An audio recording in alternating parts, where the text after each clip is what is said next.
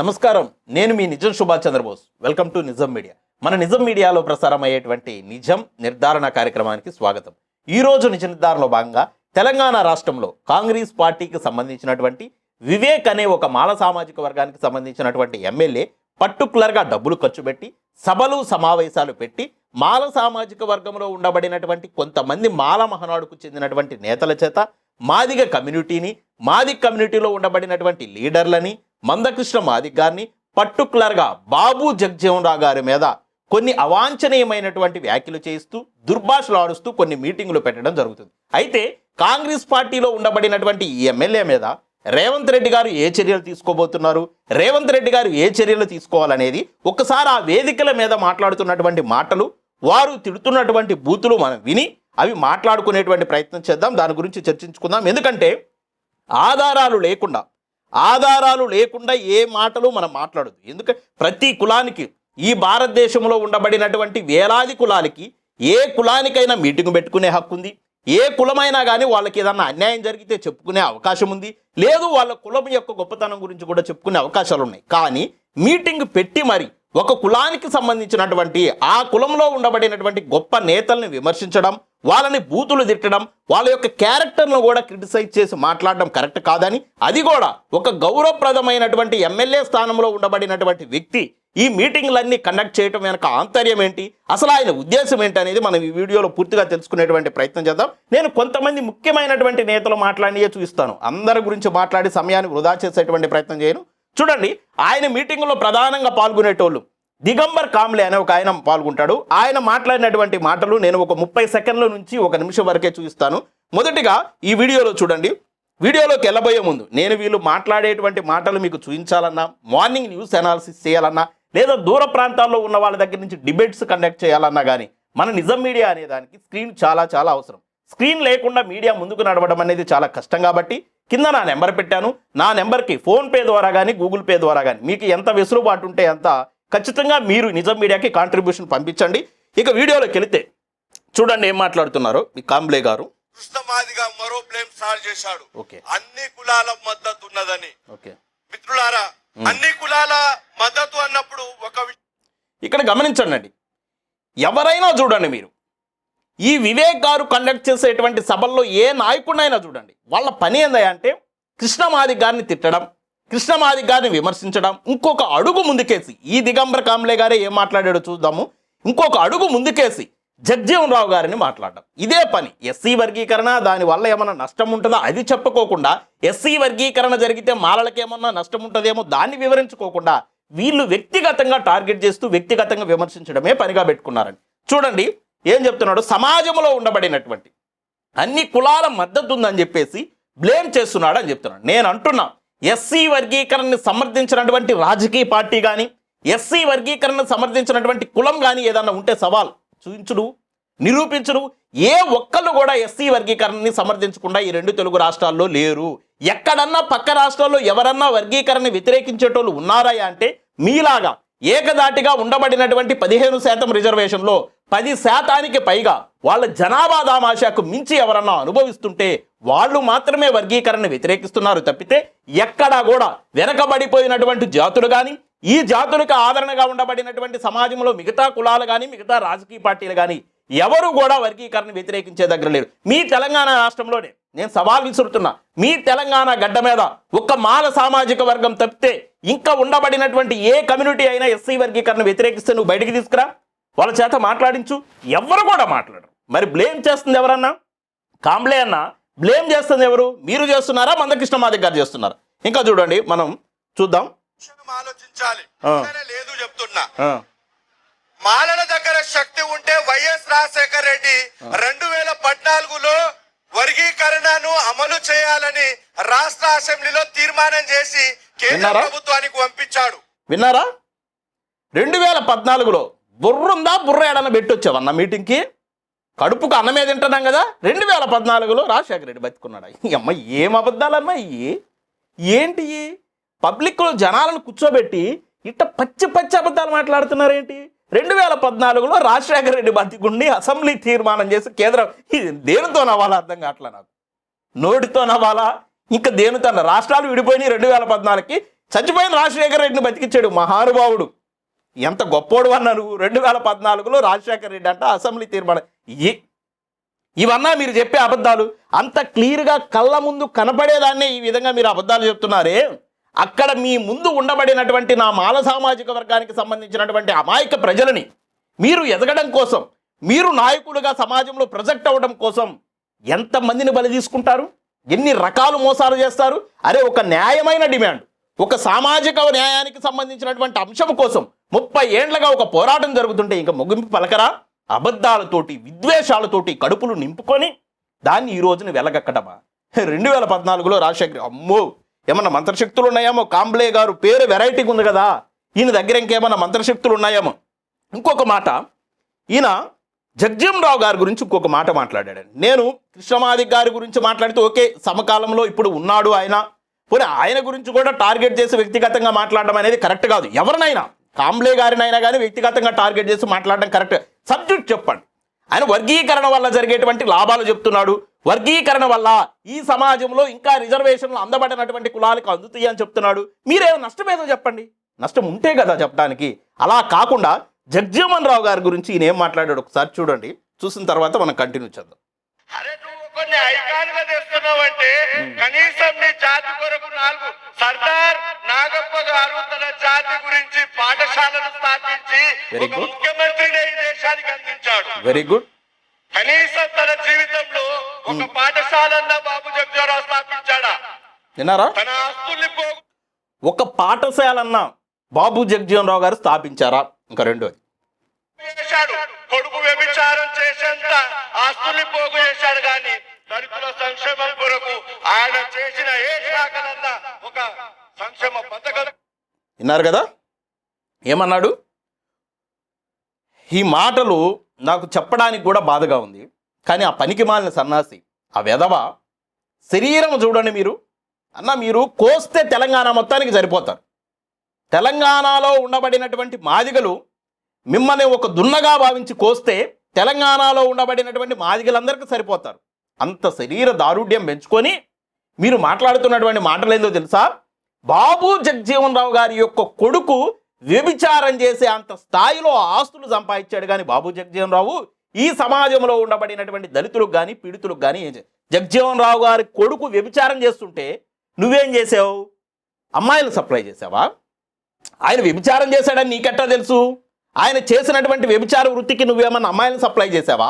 అమ్మాయిలను సప్లై చేసే పనిలో నువ్వు ఉన్నావా? లేకపోతే నీకు సంబంధించిన వాళ్ళు ఎవరైనా ఉన్నారా? ఒక మాట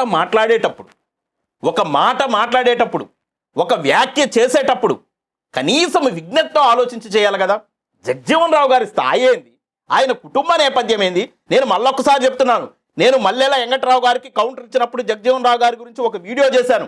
ఆ వీడియో మన ఛానల్లో ఉంది, మీరు వెళ్ళి చూసుకోండి ఆయన యొక్క గొప్పతనం గురించి.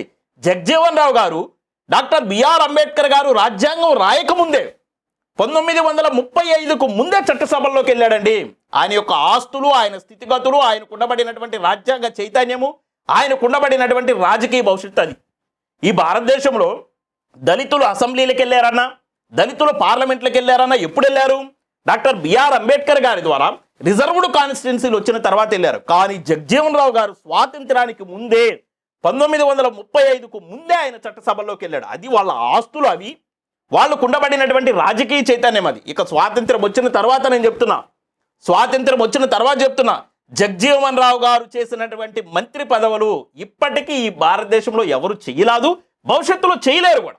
కేంద్రంలో ఉండబడినటువంటి దాదాపు అన్ని పోర్టుపోలియోలు చేశాడండి. ఎవరికి ఏం ఉపయోగపడేటువంటి సంక్షేమ పథకాలు తేలాదన్నావు కదా నువ్వు. నేను అంటున్నా, హరిత విప్లవం ఎవరు వ్యవసాయ శాఖ మంత్రిగా ఉన్నప్పుడు వచ్చింది? ఈ భారతదేశంలో ఉండబడినటువంటి కులాలతో సంబంధం లేకుండా, ఈ భారతదేశంలో ఉన్న కులాలతో సంబంధం లేకుండా, మతాలతో సంబంధం లేకుండా కార్మికులు ఎవరైతే ఉన్నారో కార్మికులు అందరికీ కూడా కార్మిక చట్టాలు ఎవరు తెచ్చారు?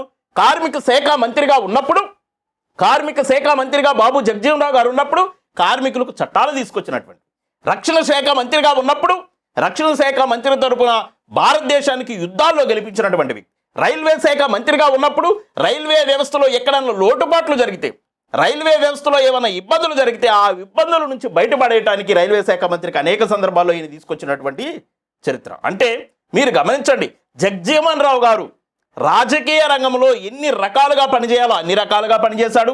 ఆయన ఆ పదవుల ద్వారా పేదలకు ఏ విధంగా సాయం చేయాలో ఆ విధంగా సాయం చేశాడు, చట్టాల రూపంలో తీసుకొచ్చాడు.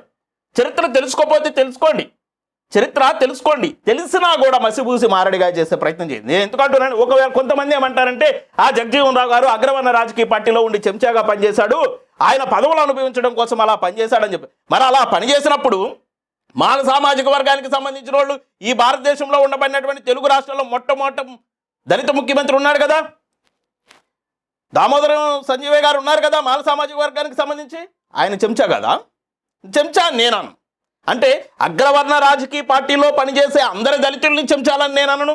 అలాగే బీఎస్పీ పార్టీలోనైనా ఇంకొక బహుజనులకు సంబంధించినటువంటి పార్టీలో పనిచేసేటువంటి అగ్రవర్ణాలకు సంబంధించిన వాళ్ళైనా కూడా నేను చెంచాలను.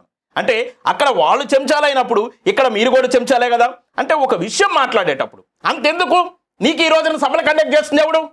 నీకు ఈ రోజున నువ్వు మాట్లాడడానికి వేదికేసి నువ్వు రావటానికి డబ్బునిచ్చి అక్కడ పెట్టుబడి పెట్టి తన పదవిని కాపాడుకోవడానికి లేదా తనకు మంత్రి పదవి కోసం ఆ సభను కండక్ట్ చేసినటువంటి వివేక్ ఎవరు?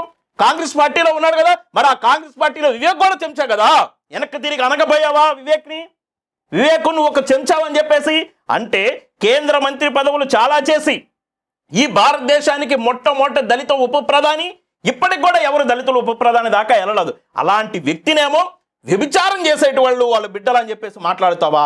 ఎలా వస్తుంది మీకు నోరు? ఎలా వస్తుంది మీకు నోరంట? మీరు వర్గీకరణ ఉంటే వర్గీకరణ కోసం మాట్లాడండి అయ్యా. వర్గీకరణ వల్ల జరిగే నష్టాలేందో చెప్పండి, అసలు వర్గీకరణ అంటే ఏందో చెప్పండి. అవి చెప్పుకోకుండా కదిలితే బాబు జగజీవన్ రావు గురించి, కదిలితే మందకృష్ణ మాదిగ గారి గురించి, కదిలితే మాదిగల గురించి, మాదిగల్లో ఉండబడినటువంటి ఇంకొంతమంది లీడర్స్ గురించి ఏందిది?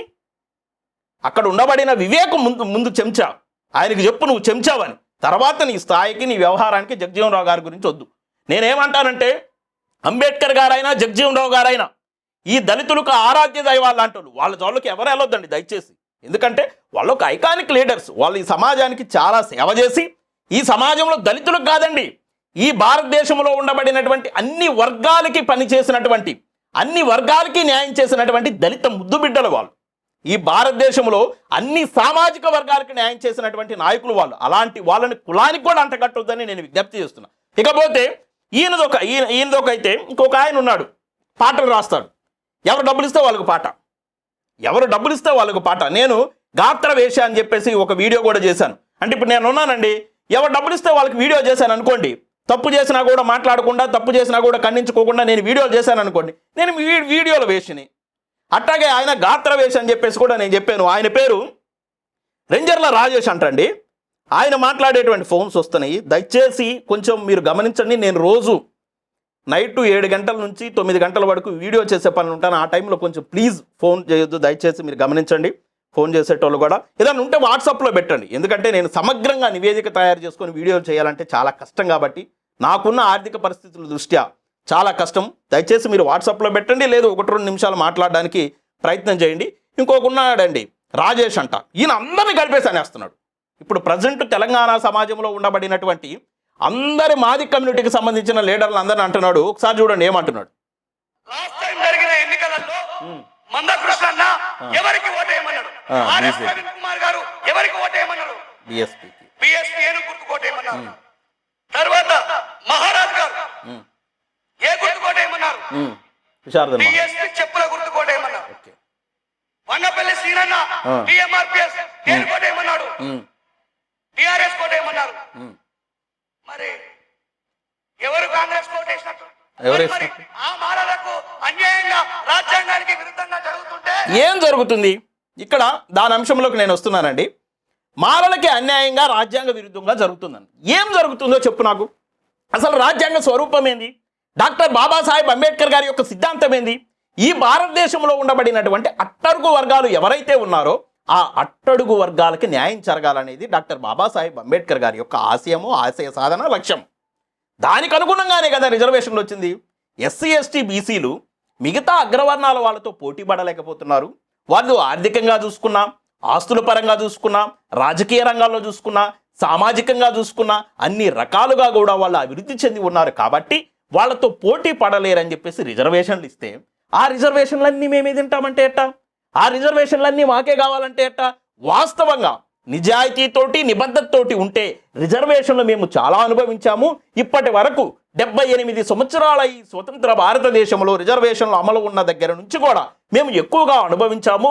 అనుభవించినటువంటి జాతులు ఏవైతే ఉన్నాయో మాదిగలతో పాటు ఎస్సీలో ఉండబడినటువంటి అన్ని ఉపకులాలకి మాకన్నా ఎక్కువ పర్సంటేజ్ ఇవ్వండి, మాకు ఉండబడినటువంటి పర్సంటేజ్ కన్నా మా జనాభా దామాషా ప్రకారం కన్నా కూడా మాకు తక్కువ ఇవ్వండి అని అడగాలి మీరు నిజమైనటువంటి అంబేద్కర్ వాదులైతే. ఓకే, అంబేద్కర్ వాదులు అనేటువంటి పదానికి మాల మహనాడు నాయకులు ఎవరికి కూడా అంబేద్కర్ గారి యొక్క పేరు పలికేటువంటి అర్హత కూడా లేదు. ఇంకేమంటున్నాడంటే మనోడు మందకృష్ణ మాదిగాన్ని ఎవరు కోటేయమన్నారు? బీజేపీ కోటేయమన్నాడు కదా, మరి కాంగ్రెస్ పార్టీ ఎలా వర్గీకరణ చేస్తుంది? ఇక 2 ఆర్ఎస్ ప్రవీణ్ కుమార్ గారు ఎవరు కోటేయమన్నారు? బీఎస్పీ ఏనికి గుర్తుకు ఓటేయమన్నారు కదా, మళ్ళీ వర్గీకరణ కాంగ్రెస్ పార్టీ ఎలా చేస్తుంది? విశారదన్ గారు ఉన్నారు, చెప్పుల గుర్తుకు ఓటేయమన్నాడు కదా, మరి ఎలా కాంగ్రెస్ పార్టీకి వీళ్ళు ఎవరు? తెలంగాణలో ఉండబడినటువంటి ప్రముఖమైనటువంటి మాది కమ్యూనిటీకి సంబంధించినటువంటి లీడర్లు అందరూ కూడా కాంగ్రెస్ పార్టీకి వ్యతిరేకంగా ఆయా రాజకీయ పార్టీలకు ఓట్లేయమన్నారు కదా, మరి కాంగ్రెస్ పార్టీ వర్గీకరణ ఎలా చేస్తుంది? మాలలం అందరమే కాంగ్రెస్కి ఓటేసామనేటువంటి ఒక మాటని రెంజర్ల రాజేష్ గారు మాట్లాడుతున్నారు. అసలు సోయుందా, సోయలేదా? అంబేద్కర్ గారి పేరుకి అర్థం తెలుసా? అంబేద్కర్ గారి యొక్క విధానాలకు అర్థం తెలుసా? అంబేద్కర్ గారిని మీరు చదివారా? చదవకుండా ఊకదంపుడు ఉపన్యాసాలు చేస్తున్నారు. నేను ఒక మాట చెప్తాను వినండి. ఈ భారతదేశంలో ఏ రాజకీయ పార్టీకైనా ఓటు ఎవరికైనా వేయొచ్చు, కానీ అధికారంలోకి వచ్చినటువంటి ప్రభుత్వము అందరికీ పనిచేయాలి. ఓటు ఎవరికైనా వేయమని పిలుపునివ్వచ్చు, కానీ ప్రశ్నించదగ్గ ఎవరికైనా కానీ ఆ స్వాతంత్రం అనేది రాజ్యాంగం ఇచ్చింది. అంతెందుకు అంబేద్కర్ గారినే నేను ఒక ఉదాహరణగా చెప్తాను వినండి. అంబేద్కర్ గారినే నేను ఒక ఉదాహరణగా చెప్తాను వినండి. భారతదేశానికి స్వాతంత్రం వచ్చిన తర్వాత రాజ్యాంగం అమల్లోకి వచ్చిన తర్వాత 2 సార్లు ఎన్నికలు జరిగితే 2 సార్లు ఎన్నికల్లో అంబేద్కర్ గారు ఆయన సొంత పార్టీ తరపున పోటీ చేశారు, కాంగ్రెస్ పార్టీ తరపున పోటీ చేశారు. సొంత పార్టీ తరపున పోటీ చేసి ఓడిపోయినటువంటి అంబేద్కర్ గారు మళ్ళా కాంగ్రెస్ పార్టీలో రాజ్యసభ తీసుకొని మంత్రి పదవి ఎందుకు తీసుకున్నాడు? కాంగ్రెస్ పార్టీకి అసలు ఓట్లు వేయొద్దని చెప్పాడు కదా, మన పార్టీకే ఓట్లు వేయండి అని చెప్పాడు కదా, కాంగ్రెస్ పార్టీకి ఆపోజిట్గా నిలబడ్డాడు కదా. మరి ఆపోజిట్గా నిలబడినటువంటి వ్యక్తి ఎన్నికలు అయిపోయిన తర్వాత మళ్ళా కాంగ్రెస్ పార్టీకి సంబంధించినటువంటి ప్రభుత్వంలో భాగస్వామి ఎందుకయ్యాడు? ఇవన్నీ మీకు తెలియదా? రాజ్యాంగం చదవరు, రాజ్యాంగంలో ఏ అంశాలు ఉన్నాయో చదవరు, అంబేద్కర్ గారి యొక్క జీవిత చరిత్ర జరగరు, అంబేద్కర్ గారు ఏం చెప్పారో తెలుసుకోరు, అంబేద్కర్ గారు బోధించినటువంటి బోధనల్ని సమాజానికి తెలియజేసేటువంటి ప్రయత్నము చెయ్యరు. మీరు ఏం చెప్తున్నట్టుందా అంటే ఎవడు ఓటేస్తే వాడిదే ప్రభుత్వం అన్నట్టు చెప్తున్నారు, ఎవడు ఓటేయకపోతే వాడికి ప్రభుత్వాన్ని అడిగే హక్కు లేదన్నట్టు, ప్రభుత్వం వాళ్ళకు పని చేయకూడదు అన్నట్టు చెప్తున్నారు. ఇది ప్రజాస్వామ్యమా? అంబేద్కర్ గారు చెప్పినటువంటి ప్రజాస్వామ్యమా? అంబేద్కర్ గారు ప్రభుత్వంలో ఉన్న తర్వాత కూడా హిందూ కోడ్ బిల్లు కోసం వచ్చేసి ఆయన మంత్రి పదవికి రాజీనామా చేసి బయటకు వచ్చినటువంటి వ్యక్తి. అంటే అంబేద్కర్ గారి యొక్క జీవిత చరిత్రను తెలుసుకోండి. తెలుసుకోకుండా ఇలా మాదిగ సామాజిక వర్గంలో ఉండబడినటువంటి ప్రముఖ లీడర్ ఎస్సీ వర్గీకరణ కోసం 30 ఏళ్లుగా కొట్లాడుతున్నటువంటి మందకృష్ణ మాదిగ గారిని, బీఎస్పీ ద్వారా ఏదో బహుజనులకు రాజ్యాధికారం చేద్దామని చెప్పేసి వచ్చినటువంటి ఆర్ఎస్ ప్రవీణ్ కుమార్ గారిని, కాన్సీరామ్ గారి యొక్క ఐడియాలజీని పట్టుకొని తెలంగాణలో ప్రయాణిస్తున్నటువంటి విశారదన్ మహారాజ్ గారిని అందరినీ కూడా తూర్పాలు పడుతున్నారు. మీ పని ఏంది? ఎక్కడన్నా కానీ మీరు గమనించండి, ఈయన చెప్పినటువంటి పేర్లలో ఆర్ఎస్పీ గారు కానీ, విశారదన్ మహారాజ్ గారు కానీ, మందకృష్ణ మాదిగ గారు కానీ ఎక్కడన్నా వీళ్ళ పేర్లు పలుకుతారా? అసలు వీళ్ళ పేర్లు కాదు, మాల సామాజిక వర్గానికి సంబంధించినటువంటి వర్గీకరణ వ్యతిరేకిస్తున్న ఏ లీడర్ పేరు కూడా వాళ్ళు పలకరు. వర్గీకరణ జరగకపోవడం వల్ల జరిగేటువంటి నష్టం ఏందనేది చెప్పేటువంటి ప్రయత్నమే చేస్తారు తప్పితే ఎక్కడా కూడా మాల సామాజిక వర్గానికి సంబంధించినటువంటి ఇంకొక నేతను విమర్శ చేయరు. మా నిజం మీడియా వివేక్ గారికి సూటిగా ఒక ప్రశ్న వేస్తున్నాం. అయ్యా, వర్గీకరణ అంశం అనేది కాంగ్రెస్ పార్టీ మేనిఫెస్టోలో ప్రతి సందర్భంలో పెడుతుంది కదా, రాష్ట్రం విడిపోయిన తర్వాత ప్రతి ఎన్నికల్లో పెట్టింది కదా, మరి ఆ పార్టీలో నువ్వు ఇప్పటివరకు ఎందుకున్నాం? నిన్న మొన్న జరిగినటువంటి ఎన్నికల్లో కూడా మందకృష్ణ మాదిగ గారు బీజేపీకి సపోర్ట్ చేసిన తర్వాత కూడా కాంగ్రెస్ పార్టీ అనేది ఎస్సీ వర్గీకరణ కట్టుబడి ఉంది. రేవంత్ రెడ్డి గారే స్వయంగా ఏమన్నారా అంటే మాకు మందకృష్ణ మాదిగ గారు మ్యాండేటరీ కాదు, మేము మాదిగలకు న్యాయం చేయాలనుకుంటున్నాం, వర్గీకరణకు మేము కట్టుబడి ఉన్నామని ఖర్గే గారు అందరూ కలిసి మీరు కూడా దానిలో ఇంక్లూడ్ అయ్యి మేనిఫెస్టోలో పెట్టారు కదా. మరి నీకు నిజంగా మాలల మీద చిత్తశుద్ధి ఉంటే, మాలల మీద ప్రేమ ఉంటే, మాలల మీద ఆప్యాయత అనురాగాలు ఉంటే, మాల కమ్యూనిటీకి నీవు న్యాయం చేయాలనుకుంటే కాంగ్రెస్ పార్టీకి రాజీనామా చేసి బయటికి రా. ఆ రోజే రావాల్సింది, సుప్రీంకోర్టు జడ్జిమెంట్ ఇవ్వకముందే నువ్వు బయటికి రావాల్సింది. కానీ ఈ రోజున ఆ పార్టీలో ఉంటూ ఆ పార్టీ లైన్లో ఏదైతే వర్గీకరణ ఉందో దాన్ని అట్లాగే పెట్టి నువ్వు మళ్ళీ ఈ రోజున మీటింగులు పెట్టి మాల నాయకులు కొంతమంది చేత మాదిగ సమాజాన్ని, మాదిగలో ఉండబడినటువంటి లీడర్లని, చనిపోయినటువంటి జగ్జీవన్ రావు గారిని కూడా ఈ విధంగా విమర్శిస్తుంటే తెలంగాణలో ఉండబడినటువంటి మాదిగ సమాజం గమనిస్తుంది. నువ్వు ఇలాగే కొనసాగిస్తే, ఈ విధంగానే మీటింగులు పెడితే రాబోయేటువంటి రోజుల్లో ఖచ్చితంగా వివేక్ గారికి తెలంగాణ గడ్డ మీద మాదిగలు బుద్ధి చెప్తారు. ఎందుకంటే ఆషామాషా విషయం కాదు. ఇక్కడి నుంచి మల్లె వెంకటరావుని అక్కడ తీసుకొచ్చి జగజీవన్ రావు గారి గురించి మాట్లాడించావు. ఇక్కడ నుంచి మల్లె వెంకటరావుని తీసుకొచ్చి జగజీవన్ రావు గారిని ఏ విధంగా మాట్లాడించారో చూసాం. దిగంబర్ కాంబ్లే ఏ విధంగా మాట్లాడుతున్నాడో చూసాం. ఇంకా చాలా మంది నేతలు మాట్లాడినటువంటి వీడియోలు సోషల్ మీడియాలో ఈరోజు. దీనంతటికి కారణం ఎవరు? నీకు మాలల మీద ప్రేమ ఉంటే మీటింగ్లు కండక్ట్ చేసి మాల కులం యొక్క గొప్పతనం చెప్పు. మాలల్లో పోరాడినటువంటి యోధుల గురించి చెప్పు. ఎస్సీ వర్గీకరణ దాని కాన్సెప్ట్ గురించి మాట్లాడించాలి. కానీ నువ్వు వేదిక మీద ఉండి, వేదిక మీద కూర్చొని ఒక నక్క వినయాన్ని ప్రదర్శిస్తూ, ఒకవైపున నీ పార్టీ కాంగ్రెస్ పార్టీ ఎస్సీ వర్గీకరణ సమర్థిస్తూ, నీ విధంగా తెలంగాణ రాష్ట్రంలో వీధి వీధికి గల్లీకి మీటింగులు పెట్టుకుంటూ ఎవరి ప్రయోజనాల కోసం నువ్వు మీటింగులు పెడుతున్నావు అంటే మాల సమాజాన్ని రెచ్చగొట్టి, మాలల్లో ఒక అవివేకాన్ని, అజ్ఞానాన్ని నింపి, వర్గీకరణ వ్యతిరేక వాదాన్ని నింపి, వర్గీకరణ ద్వారా ఏదో నష్టం జరిగిపోతుందని వాళ్ళకి చెప్పి వాళ్ళని వైపు ఉన్నట్టు చూయించుకొని కాంగ్రెస్ పార్టీలో మంత్రి పదవి కోసం నువ్వు వెంపర్లాడుతున్నావు తప్పితే ఎక్కడా కూడా నీకు మాల కమ్యూనిటీ అన్నా, మాలలకు అన్యాయం జరిగినటువంటి ఏ సందర్భంలో ఎక్కడ పడుకున్నావు నువ్వు? ఎక్కడన్నా మాట్లాడేవా? ఇక రేవంత్ రెడ్డి గారికి కూడా మా నిజం మీడియా ఒక విజ్ఞప్తి చేస్తుంది, డిమాండ్ చేస్తుంది. మీ పార్టీ వర్గీకరణ కట్టుబడి ఉన్నప్పుడు, మీ పార్టీది వర్గీకరణ లైన్ అయినప్పుడు, వర్గీకరణ కోసం మీరు ఇప్పటి వరకు కొన్ని అడుగులేశారు. ఇప్పటికే టీచర్ పోస్టులు భర్తీ చేశారు, వర్గీకరణ అమల్లో లేకుండా అని చెప్పేసి మాదిగల్లో కొంత ఆవేదన ఉంది. మీరు వర్గీకరణ ప్రక్రియను ముందుకు తీసుకెళ్తున్నందుకు మీకు ధన్యవాదాలు. కానీ ఒక అసంఘటిత శక్తి, ఒక దుర్మార్గమైనటువంటి శక్తి రాజ్యాంగానికి వ్యతిరేకంగా, సుప్రీంకోర్టు యొక్క తీర్పుకు వ్యతిరేకంగా మీ పార్టీలో ఉండి మీ పార్టీ ఎమ్మెల్యే ఈ విధంగా చేస్తుంటే అతని మీద చర్యలు ఇప్పటి వరకు ఎందుకు తీసుకోవాలి ఖచ్చితంగా. తీసుకోకపోతే రేవంత్ రెడ్డి గారే ఈ ప్రక్రియ అంతా చేస్తున్నారని మాదిగలు భావించవలసి వస్తుంది. ఎందుకంటే మీ పార్టీ లైన్లో ఉండబడినటువంటి వ్యక్తి, మీ పార్టీలో ఒక ఎమ్మెల్యేగా ఉండబడినటువంటి వ్యక్తి, మీ పార్టీలో ప్రముఖంగా ఉండబడినటువంటి వ్యక్తి రాజ్యాంగ వ్యతిరేక శక్తులను ప్రోత్సహిస్తుంటే, మాదిగ సమాజాన్ని బూతులను తిట్టిస్తుంటే, బాబు జగజీవన్ రావు గారిని అబాస్పాలు చేస్తుంటే కాంగ్రెస్ పార్టీకి మాదిగల ఓట్లు అవసరం లేదా? కాంగ్రెస్ పార్టీకి జగజీవన్ రావు గారు అవసరం లేదా? మరి మీకు అవసరం అనుకుంటే ఈయన చేసే తప్పు కళ్ళకు కట్టినట్టు కనబడుతుంది కాబట్టి 100% మా నిజం మీడియా రేవంత్ రెడ్డి గారిని, కాంగ్రెస్ పార్టీని డిమాండ్ చేస్తుంది.